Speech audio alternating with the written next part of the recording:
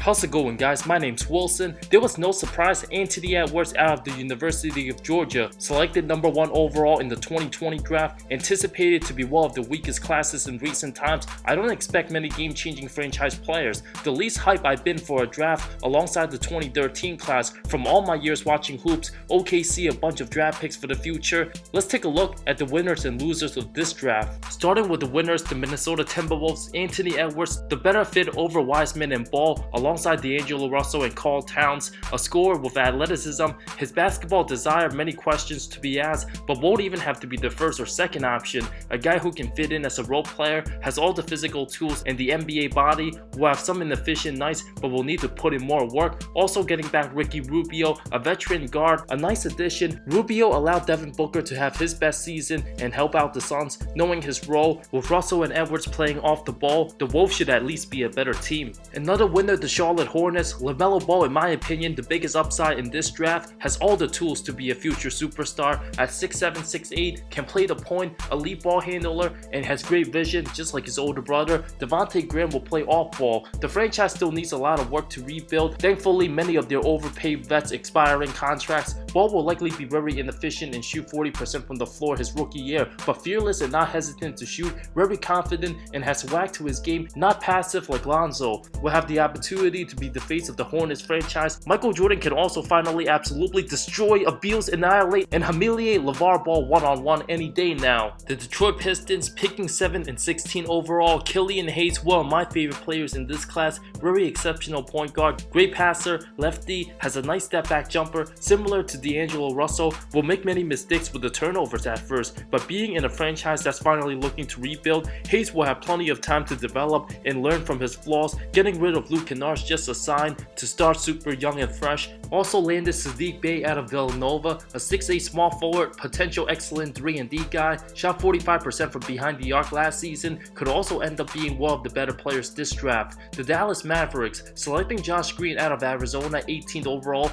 a guy who slipped under the radar in college, a good athlete with the physical tools and the mindset to play NBA caliber defense early on, much needed depth under Rick Carlisle, can also play off ball, exactly the type of player the franchise needs, especially helping out Luka. Seth Curry out to the Sixers in exchange, getting Josh Richardson, a nice shooter, Terrell Terry, another sleeper and very underrated in this draft, more than capable of hitting threes. Tyler Bay, 6'7" guard out of Colorado, very athletic as well. Dallas loaded with young talent, a step closer to locking Luka with the franchise for many years. The Mavs and Pistons, two of the biggest winners in this draft in my opinion. The Los Angeles Clippers, despite being the biggest absolute travesty in the 2020 playoffs, at least they can be satisfied with the upgrade, giving up Landry Shamet, sending him to the Nets in the 3-team deal. Landing Pistons shooting guard Luke Kennard, came off averaging nearly 16 points a game on 40% shooting from 3, much improved. The 24-year-old will provide a spark, likely be more impactful than Marcus Morris anyway if he doesn't sign back with LAC. Also getting rid of Rodney McGruder, a guy who won't be missed. The Brooklyn Nets, a slight winner, who traded their 29 pick for a very decent Landry Shamet, a bench player who will knock down some threes here and there, provides good depth, will get open looks. It's win now or bust. Trading away all the draft assets necessary for role players, not a bad move. Winner, the San Antonio Spurs, landing Devin Vassell, a good choice at 6'6", fell to number 11. Many expected the Knicks or Pistons to get him, was supposed to be picked between the 5 to 9 range, a nice piece for a rebuilding franchise, shot 42% from deep in college. Another winner, the Philadelphia 76ers, Daryl Morey, already making an impact, getting rid of Al Horford's fat contract, picked up Danny Green, who can help some nights but not all. Drafted Tyrese Maxey, also picked up Seth Curry, a good start.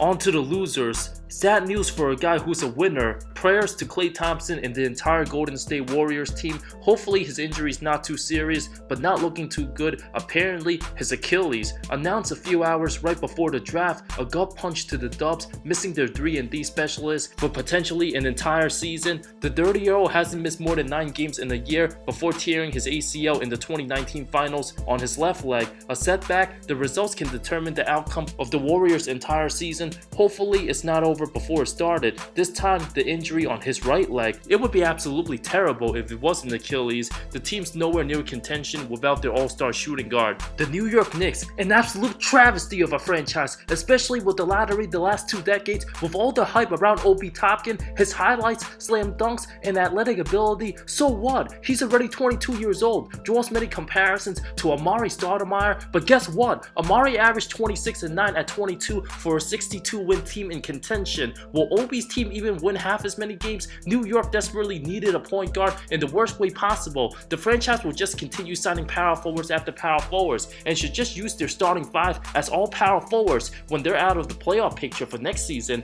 For a guy who's older than Mitchell Robinson, Frank Ntilikina, Kevin Knox, RJ Barrett, and Iggy. Obi did a post-grad year in high school and then redshirt. Of course, older guys would dominate in college. Plays bad defense, has a weird looking shot. Without a great point guard, I don't see Obi being a good NBA player. Will have a lot of work to do trying to earn New York some W's. The highlights itself won't do Knicks fans justice. Also too bad, Tyrese Maxey out of Kentucky, picked up by the Sixers 2 spots before New York. Absolutely brutal. The Chicago Bulls, the biggest surprise of this draft, Patrick Williams was projected to be a mid to late first rounder, but all the way to number 4, nobody expected this. At 6'8", 225 pounds, the franchise needed a point guard in the worst way imaginable. Williams averaged 9-4 with Florida State, just turned 19 years old. Won't make an immediate impact. The Bulls will probably look to trade Wendell Carter already. Why else would they draft another big? Well, of the unknowns this draft, if Chicago didn't pick him, I'm not sure if he would even be in the lottery. Another loser, an unpopular opinion you might disagree with, the Washington Wizards taking Deni Avdija out of Israel, being hyped and appeared number 4 in many mock drafts just because they love adding a European player in the mix. Very athletic at 6'9", can do a little bit of everything, but not great at one particular thing. Only made 58% of his last 400 free throw attempts. Will need to find a way to shoot better. John Wall remains a mystery coming off injury. Bradley Beal now clearly the number 1 guy on the team. The 19-year-old won't help the franchise much. I see many Luka comparisons, but please get out of here with that nonsense. Who knows if Deni will even be as average as Otto Porter. I see bust written all over him. I won't be shocked if he produces as little as Mario Hezonja. Yeah, I said it. Another loser, the Phoenix Suns, taking big men Jalen Smith, passed up on Tyrese Halliburton and Devin Vassell. Smith unclear how he can play power forward next to DeAndre Ayton at center. A backup point guard could have learned a lot from CP3. Using the top 10 pick for a guy who might not even play 15 minutes next season, not the smartest move. Another loser, Cole Anthony, considered a candidate to be the number 1 overall pick discussion coming out of high school, fell out the lottery, very emotional after being drafted, having a freshman year ruined by injuries with UNC, took a lot of bad shots, rarely passed the ball, and struggled on defense, lost a bunch of stock. The Magic franchise will continue to be average. Him and Markelle Fultz will share the floor together. No idea how that's gonna work out. Other than game 1 of the first round, I don't see the Magic winning another playoff game in 2021.